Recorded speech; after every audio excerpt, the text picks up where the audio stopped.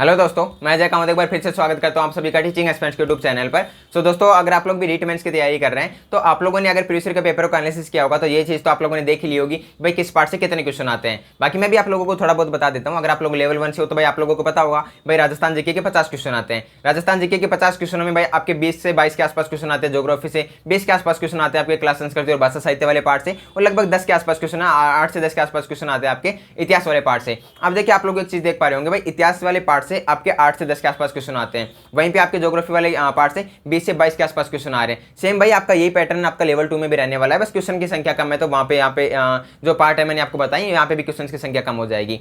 तो भाई इस तरीके से आप लोग एक चीज देख पा रहे होंगे, आपके मन में भी सवाल भी आता होगा कि यार भाई आप लोगों के ज्योग्राफी में 20 से 22 के आसपास क्वेश्चन आते हैं, हिस्ट्री में भाई 8 से 10 के आसपास क्वेश्चन आते हैं, और आप लोग अगर ये चीज देखोगे भाई किस पार्ट को पढ़ने में ज्यादा टाइम लगता है तो आप लोगों को पता होगा भाई इतिहास को पढ़ने में बहुत ज्यादा टाइम लगता है, वहीं आपको ज्योग्राफी पढ़ने में इसके बजाय कम टाइम लगता है थोड़ा। और अगर आप लोग क्वेश्चन की बात करोगे भाई इधर आपके ज्यादा क्वेश्चन सही हो रहे हैं। इस तरीके से भाई अब आप लोगों के मन में सवाल जरूर आता होगा कि क्या यार हमें इतिहास को किस तरीके से पढ़ना चाहिए, एक तो ताकि हम भाई कम टाइम देके इन जो 8 से 10 क्वेश्चन है इनको सही कर सकें। और देखिए मैं आप लोगों को एक चीज और बताता हूँ, इतिहास वाले पार्ट में भी जो आपके 8 से 10 क्वेश्चन होते हैं ना, इन 8 से 10 क्वेश्चनों में भी आपके भाई 3 पार्ट होते हैं।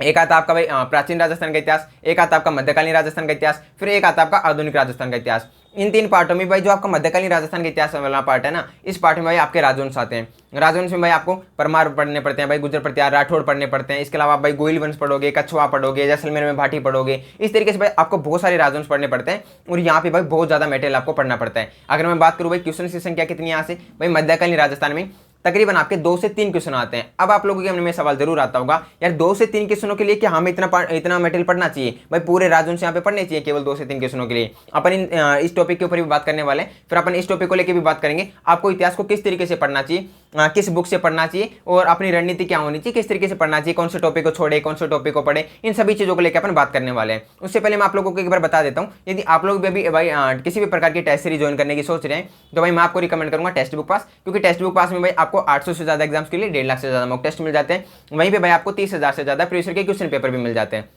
साथ ही में आपको यहाँ पे टॉपिक वाइज मॉक टेस्ट भी मिल जाते हैं, सब्जेक्ट वाइज मॉक टेस्ट भी मिल जाते हैं। और जब भी भाई आप लोग टेक्स्ट बुक में मॉक टेस्ट लगाते हो, मॉक टेस्ट के बाद में आप अपने स्कोर का एनालिसिस करते हो, तो भाई एनालिसिस के दौरान आपको ये भी पता लगता है आपकी रैंक कौन सी चल रही है, भाई कितने स्टूडेंट से आगे हो, कितने स्टूडेंट से पीछे चल रहे हो, ये सभी चीजें आपको पता लगती है। साथ ही में भी आपको ये भी पता लगता है मेरा कौन सा पार्ट वीक है, कौन सा पार्ट स्ट्रॉन्ग है, आप किस क्वेश्चन में एवरेज स्टूडेंट्स के कंपेरिजन में ज्यादा टाइम ले रहे हो या कम टाइम ले रहे हो, ये सभी चीजें भाई आपको टेक्स्ट बुक पर मॉक टेस्ट के दौरान देखने को मिल जाती है।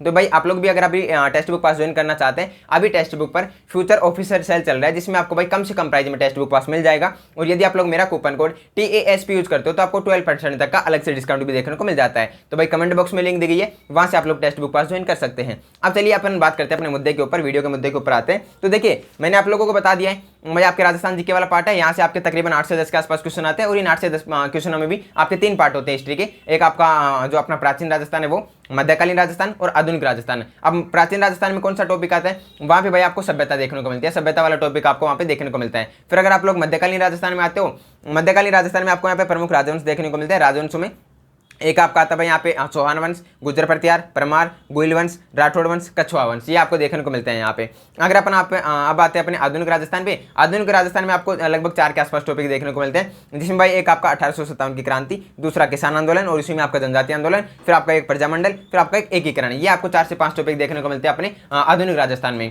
अब देखिए मैं क्वेश्चन की वेटेज की बात करूँ तो भाई आप ये मान के चलना कि एक क्वेश्चन तो 100% श्योर है कि भाई सभ्यता वाले पार्ट से आएगा, बाकी आप ये मान के चलना एवरेज आपके 2 के आसपास क्वेश्चन आने वाले, 2 क्वेश्चन आने वाले हैं सभ्यता वाले पार्ट से। फिर अगर अपन चलते भाई मध्यकालीन राजस्थान में, वहां से भाई आपके तकरीबन 2 से 3 के आसपास क्वेश्चन आते हैं। देखिए ऐसा नहीं है कि मैंने 2 से 3 क्वेश्चन यहाँ पे बोले प्रीवियस ईयर के पेपर का एनालिसिस करके, तो भाई आगे भी ऐसा ही होने वाला है। हो सकता है भाई 3 की जगह 4 भी हो जाए, हो सकता है भाई 2 भी आ जाए, लेकिन आप मान सकते हो कि भाई 3 के आसपास क्वेश्चन, आप 3 क्वेश्चन आप एवरेज मान के चल सकते हो, 3 क्वेश्चन आपके एवरेज यहाँ से आने वाले मध्यकालीन राजस्थान से। फिर अगर अपन बात करते हैं भाई आधुनिक राजस्थान से, आधुनिक राजस्थान से भाई आपके यहाँ पे लगभग भाई 3 भी आ सकते हैं, 4 भी आ सकते हैं, 5 भी आ सकते हैं, लेकिन 3 कन्फर्म है भाई। आपके यहाँ पे 4 आप एवरेज मान सकते हो कि 4 के आसपास क्वेश्चन आपके आने वाले हैं आधुनिक राजस्थान से। अब देखिए आप लोगों ने ये चीज देख ली होगी कि भाई आपका एक तरफ आधुनिक राजस्थान है, वहां से भाई 4 के आसपास क्वेश्चन आ रहे हैं, दूसरी तरफ आपका भाई मध्यकालीन राजस्थान है, वहां से आपके 3 के आसपास क्वेश्चन आ रहे हैं। भाई आप अगर ये देखोगे किस पार्ट को पढ़ने में ज्यादा टाइम लग रहा है, भाई मध्यकालीन को पढ़ने में ज्यादा टाइम लगेगा, क्योंकि यहाँ पे राजवंश इतने सारे हैं, इनकी भाई बहुत ज्यादा मटेरियल आपको पढ़ना पड़ता है। दूसरी तरफ भाई अगर आप लोग देखोगे आधुनिक राजस्थान में आपको 4 टॉपिक पढ़ने पड़ रहे हैं, और इसके बजाय कम वहां पे कंटेंट आपको पढ़ना पड़ेगा और क्वेश्चन ज्यादा आ रहे हैं। एक तरफ आप ये भी देखना कि भाई आपके यहाँ पे लगभग 3 क्वेश्चन आते हैं मध्यकालीन राजस्थान से, दूसरी तरफ आपके सभ्यता वाले पार्ट से भाई 2 के आसपास क्वेश्चन आ रहे हैं। भाई सभ्यता तो एक टॉपिक है, बहुत कम टाइम लगेगा, आप एक दिन में पूरी सभ्यताएं पढ़ सकते हो, एक दिन में पूरी सभ्यता पढ़ के आप अपने 2 क्वेश्चन सही कर लोगे। दूसरी तरफ भाई आपका यहाँ पे अपने मध्यकालीन राजस्थान पढ़ने में आपको एक दिन में तो कभी पूरा नहीं होगा, बहुत ज्यादा टाइम लगेगा, और 3 के आसपास क्वेश्चन सही कर रहे हो। तो अब आप लोगों के मन में ये चीज जरूर चलती होगी कि भाई यार क्या हमें इस मध्यकालीन राजस्थान वाले पार्ट को छोड़ देना चाहिए, क्योंकि यहाँ से 3 क्वेश्चन ही तो आ रहे हैं, इतना टाइम हम इसमें देंगे, इसके बजाय हम दूसरे पार्टों को यहाँ पे क्लियर कर लेंगे, वहां से इससे ज्यादा हम वहां पे मार्क्स ला सकते हैं। तो भाई अपन अब इस चीज को लेकर भी बात कर लेते हैं। मैं आपको बताना चाहूंगा कि देखिए जो आपका मध्यकालीन राजस्थान वाला पार्ट है ना, इसको भाई आपको बिल्कुल भी नहीं छोड़ना है। अब क्यों नहीं छोड़ना है उसके ऊपर अपन बात करते हैं। देखिए आपका जो मध्यकालीन राजस्थान वाला पार्ट है भाई ऐसा नहीं है कि ये आपका केवल इतिहास वाला पार्ट ही कवर करवा रहा है, क्योंकि देखिए जब भी आप मध्यकालीन राजस्थान पढ़ने बैठते हो वहां पे आप भाई इतने सारे राजवंश पढ़ते हो, राजवंश में भाई शासकों को पढ़ते हो, उन शासकों के दौरान आप ये भी पढ़ते हो भाई शासकों ने जैसे कि आप भाई कुंभा ने भाई बहुत सारी रचनाएं लिखी हैं, उनकी कृतियां कौन कौन सी आप ये भी पढ़ते हो। आप ये भी देखते हो भाई कुंभा ने कौन कौन से दुर्ग का या किले का, महल का, मंदिर का निर्माण करवाया, आप ये भी देखते हो। किस शासक का चित्रकला में क्या योगदान रहा, आप ये भी पढ़ते हो जब भी आप इतिहास पढ़ते हो। तो भाई इस तरीके से आप मंदिर भी पढ़ते हो, कौन से मंदिर बनवाए। तो भाई आप इस तरीके से जब भी आप अपना इतिहास पढ़ने बैठते हो, इतिहास के दौरान आप लोग भाई इतिहास ही नहीं उसके अलावा आप चित्रकला के भी बहुत सारे टॉपिक वहां से क्लियर कर लेते हो। अगर आपने इतिहास अच्छे से पढ़ लिया, आपकी चित्रकला के या आपका जो सॉरी अपनी कला संस्कृति है उसके भाई बहुत सारे पार्ट अपने यहाँ से कवर हो जाते हैं। अब जैसे कि मैं आप लोगों को एक बार एग्जाम्पल देके बताता हूँ। देखिए भाई जो अपनी पिछली भर्ती हुई थी, जो 2023 में एग्जाम हुआ था, 2023 वाले में एक क्वेश्चन आया था कि भाई चित्तौड़गढ़ में, ये L1 की बात कर रहा हूं मैं एक बार, चित्तौड़गढ़ में त्रिभुवन नारायण मंदिर का निर्माण किसने करवाया। अब देखिए किसने करवाया था। अब वहाँ पे ऑप्शन में मैंने अभी ये चीज़ नहीं देखी कि भाई वहाँ पे शासक के नाम थे या फिर किसी वंश के नाम थे, लेकिन जो भी हो उससे कोई फर्क नहीं पड़ता। अगर वहाँ पे शासक का नाम होगा तो भी भाई अगर आप लोगों ने हिस्ट्री पढ़ी होगी तो आप सही कर दोगे। अगर आपने भाई वंश पढ़ा होगा, वंश का वहाँ पे ऑप्शन होंगे, ऑप्शन में वंश होंगे, तो अगर आप लोगों ने इतिहास पढ़ा होगा तो आप वहाँ पे वंश भी कर दोगे कि भाई इस वंश ने वहाँ पे निर्माण करवाया था। तो भाई इस तरीके से आपने इतिहास पढ़ा, इतिहास के दौरान आपने कला संस्कृति का एक क्वेश्चन सही कर दिया, क्योंकि दुर्ग वाला टॉपिक का पार्ट है कि। फिर अगर आप लोग एक क्वेश्चन और देखोगे कि भाई कुंभलगढ़ दुर्ग का शिल्पी कौन था। अब देखिए कुंभलगढ़ दुर्ग का शिल्पी कौन था, ये आपका भाई कला संस्कृति वाले टॉपिक का पार्ट का टॉपिक है, क्योंकि वहां पे आप दुर्ग पढ़ते हो। तो भाई इस दौरान आप अगर आप लोगों ने इतिहास पढ़ा होगा तो इतिहास के दौरान भी आप लोगों ने ये चीज जरूर पढ़ ली होगी कि भाई कुंभलगढ़ दुर्ग का शिल्पी कौन था। इस तरीके से भाई। और एक और क्वेश्चन था भाई, मैंने जैसे कि चित्रकला वाला टॉपिक का क्वेश्चन था, आई थिंक वो भाई सावंत सिंह, आई थिंक जितना मेरे को अभी एग्जैक्ट याद नहीं है, लेकिन शायद सावंत सिंह से रिलेटेड क्वेश्चन था कि भाई सावंत सिंह किस रियासत से, चित्रकला प्रेमी सावंत सिंह किस रियासत से संबंधित थे। अब देखिए आप लोग यहाँ पे देख पा रहे होगे भाई कला से रिलेटेड क्वेश्चन पूछा है, लेकिन ये आपका इतिहास से रिलेटेड भी क्वेश्चन है। इस तरीके से भाई अगर आप लोग इतिहास को पढ़ लेते हो अच्छे से, मध्यकालीन राजस्थान के इतिहास को पढ़ लेते हो, आपके भाई कला संस्कृति वाले पार्ट के भी बहुत सारे टॉपिक वहां से कवर हो जाते हैं, और बहुत हद तक चांसेस होते हैं कि आप केवल इतिहास के दौरान ही, इतिहास पढ़ने के इतिहास के दम पे ही आप कला संस्कृति के भी बहुत सारे क्वेश्चन सही कर दोगे। इसलिए मैं आपको ये तो बोलूंगा, छोड़ना तो आपको बिल्कुल भी नहीं है। आप ये सोचोगे भाई बिल्कुल इग्नोर कर दे इस वाले पार्ट को, मध्यकालीन राजस्थान के इतिहास को बिल्कुल इग्नोर नहीं करना है। हाँ, यहाँ पे अपने को थोड़ी सी स्मार्ट स्टडी करनी है, अब वो किस तरीके से करनी है उसके ऊपर भी बात कर लेते हैं। जैसे कि मैंने आपको ये बता दिया है कि भाई आपको जो आपका प्राचीन राजस्थान है, प्राचीन राजस्थान में आपका एक ही टॉपिक है सभ्यता वाला, इसको तो आपको 100% करना है। क्योंकि देखिए मैं आपको ये बोल सकता हूँ, हो सकता है भाई इतिहास में आपके इतने सारे टॉपिक है, चाहे आप कोई सा भी ले लो भाई, मध्यकालीन राजस्थान, प्राचीन ले लो, आधुनिक ले लो, इतने सारे टॉपिक है, हो सकता है कभी किसी टॉपिक से क्वेश्चन ना आए, लेकिन आपका ये श्योर है सभ्यता वाले टॉपिक से आपके 100% क्वेश्चन आना है, और लगभग भाई 2 के आसपास क्वेश्चन आने वाले हैं। तो भाई आप इस टॉपिक को तो अच्छे से पढ़ लेना, इसको तो बिल्कुल भी नहीं छोड़ना है। फिर भाई आपको एक तो टॉपिक ये हो गया, 4 के आसपास टॉपिक होते हैं आपके आधुनिक राजस्थान के। क्योंकि देखिए अभी हर एक बोर्ड के या हर एक एग्जाम पैटर्न के जो बदलता हुआ पैटर्न है, उसमें भाई आपको ये चीज जरूर देखने को मिलती है भाई आधुनिक राजस्थान से, या फिर अगर आप इंडियन जीके में भी जाते हो आधुनिक भाई भारत से, वहाँ पे बहुत सारे क्वेश्चन देखने को मिलते हैं। तो भाई आपको आधुनिक राजस्थान वाले 4 टॉपिक और एक सभ्यता वाला टॉपिक, इसको तो आपको अच्छे से पढ़ लेना है।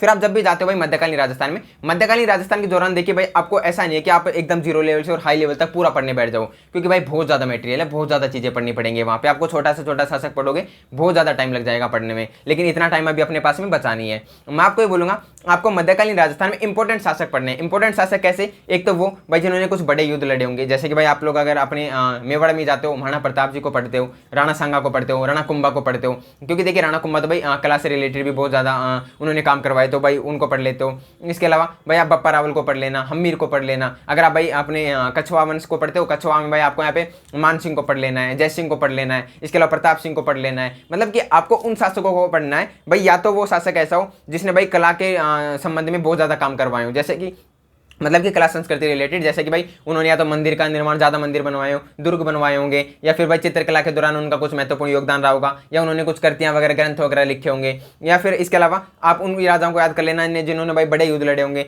भाई अगर चौहान वंश में जाते हो, अपने को पता है भाई पृथ्वीराज चौहान ने अपने बड़े युद्ध लड़े थे, महाराणा प्रताप जी ने भाई हल्दी घाटी को युद्ध लड़ा था, राणा सांगा ने भाई युद्ध लड़े थे। इस तरीके से भाई आपको याद, एक तो आपको वो राजा याद कर लेने जिनका भाई कला के संबंध में ज्यादा योगदान रहा होगा, एक आपको वो राजा याद कर लेने भाई जिन्होंने बड़े युद्ध लड़े होंगे। आपको इन राजाओं को तो 100% याद करके चलना है, इनको तो बिल्कुल भी नहीं छोड़ना है। अब देखिए ऐसा मैं क्यों बोल रहा हूं, क्योंकि देखिए जो राजा कला के संबंध में ज्यादा काम करवा रहे हैं उनको तो भाई आप इतिहास में भी कर लोगे, कला संस्कृति में भी काम आने वाले, वो तो वहां से हो गए। बाकी जिन राजाओं ने भाई बड़े युद्ध लड़े होंगे वहां से क्वेश्चन आने के बहुत ज्यादा चांसेस भी होते हैं। अब देखिए मैं आपको ये बोलूंगा कि आपको हर एक राजवंश में, जैसे कि आप लोग अगर गोइल वंश पढ़ रहे हो, गोइल वंश में आपको ऐसा नहीं कि भाई सारे आप राजाओं को पढ़ने बैठ जाओ, आपको केवल इंपोर्टेंट शासक पढ़ लेना है। बाकी अगर आप लोग छोड़ भी देते हो तो भी आपका कोई ज्यादा यहाँ पे नुकसान नहीं होने वाला है। अब देखिए जैसे कि अगर मैं बताना चाहूँ भाई गोइल वंश आप लोग पढ़ रहे हो, या अगर आप लोग मेवाड़ का इतिहास पढ़ रहे हो, मेवाड़ में भाई आप बप्पा रावल पढ़ लेना, हमीर पढ़ लेना, जयतिर सिंह पढ़ लेना, रतन सिंह पढ़ लेना, राणा सांगा, अपने राणा कुंभा, महाराणा प्रताप, आप इनको पढ़ लेना। बस अमर सिंह हो गए, राज सिंह हो गए, मतलब ये अपने 6-7 हो गए मेवाड़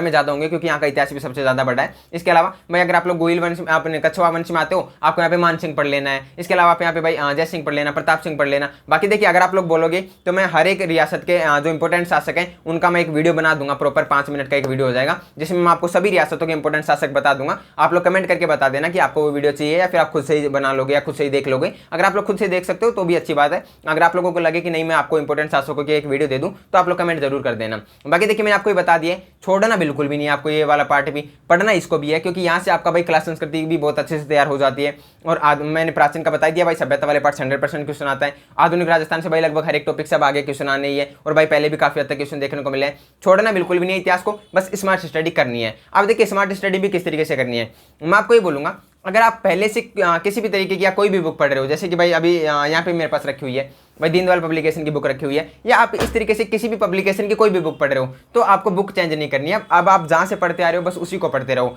या फिर अगर आप लोगों ने खुद के नोट्स बना रखे किसी भी कोचिंग से, आप केवल खुद के नोट्स पढ़ना। देखिए मैं ये बोलूंगा ज्योग्राफी में, कला संस्कृति में आप जितना ज्यादा पढ़ सको उतना ज्यादा पढ़ना, जहां से पढ़ सको वहां से पढ़ लेना। लेकिन इतिहास के लिए मैं आपको ये बोलूंगा आपको बस लिमिटेड कंटेंट पढ़ना है। अगर आप केवल खुद के नोट्स पढ़ रहे हो, केवल खुद के नोट्स पढ़ना, उसके अलावा आपको ज्यादा कुछ नहीं देखना। अगर आपके पास में कोई भी बुक है आप उस बुक को देखना, उसके अलावा आपको ज्यादा कुछ नहीं देखना है। जो आपके पास में कंटेंट है बस वहीं से पढ़ना है। बाकी देखिए जिन स्टूडेंट्स ने अभी तक कोई बुक नहीं ली है उनके लिए मैं बता देता हूँ भाई, जो रोहित सर वाली ब्रह्मास्त्र बुक है आपको वो बुक ले लेनी है, क्योंकि देखिए जहां तक मुझे पता आई थिंक उसमें 60 के आसपास ही पेज है। 60 के आसपास पेजों में आपकी पूरी हिस्ट्री हो रही है। और भाई मेरे अकॉर्डिंग हिस्ट्री को आपको इतना ही टाइम देना चाहिए कि भाई 60 के आसपास पेजों में आपकी पूरी हिस्ट्री हो जाए। तो भाई आपको वो बुक ले लेनी चाहिए, उस बुक से आपके ज्यादातर कंसेप्ट यहाँ पे क्लियर हो जाएंगे, ज्यादातर चीजें वहां से क्लियर हो जाएंगी। और आपको ऐसा भी नहीं है कि बहुत ज्यादा चीजें पढ़नी पड़ रही हो, आपको कम कंटेंट पढ़ के और अपने लगभग हिस्ट्री के भाई सारे क्वेश्चन वहां से देखने को मिल जाते हैं। इस तरीके से भाई आपको यहाँ पे बुक लेनी है और उस तरीके से आपको पढ़ना है। बाकी देखिए मैं आपको ये बोलूंगा, आप जब भी मध्यकालीन राजस्थान का इतिहास पढ़ने बैठो आपको भाई शॉर्ट नोट्स बनाने हैं। अगर आप लोग शॉर्ट नोट्स बना पाते हो तो बहुत बेहतर होगा वो आपके लिए। जैसे कि अगर आपने भाई जैसे मान के चलो कि आपने कहीं से भी पढ़ के अपने नोट्स पूरे फुल नोट्स बना रखे हैं, अब जब भी आप फुल नोट्स पढ़ने बैठो वहां से भाई आपको जैसे कि भाई फुल नोट्स पढ़ना, जैसे कि आप अगर आप लोग किसी भी कोचिंग से कोचिंग की होगी आपने, वहां पे तो आपको भाई बहुत सारे शासक पढ़ाए होंगे, उन शासकों से भी आपको इंपोर्टेंट शासक निकाल के और शॉर्ट नोट्स बनाने। जैसे कि भाई मैं आप लोगों को दिखाता हूँ एक बार के लिए। जैसे भाई देखिए मैंने यहाँ पे लिख रखे शॉर्ट नोट्स के तरीके से। मैंने यहाँ पे भाई मैं अपने चित्रकला से रिलेटेड यहाँ पे कुछ अपने जो अपने चित्रकार थे उनके नाम पढ़ रहा था, मैंने इंपॉर्टेंट यहाँ पे लिख लिए। इसके अलावा भाई ये तो अपनी खैर वो है जो मैं अभी वीडियो बना रहा था। बाकी अभी मैं आप लोगों को दिखाना चाहूँ, मैंने यहाँ पे रखी है।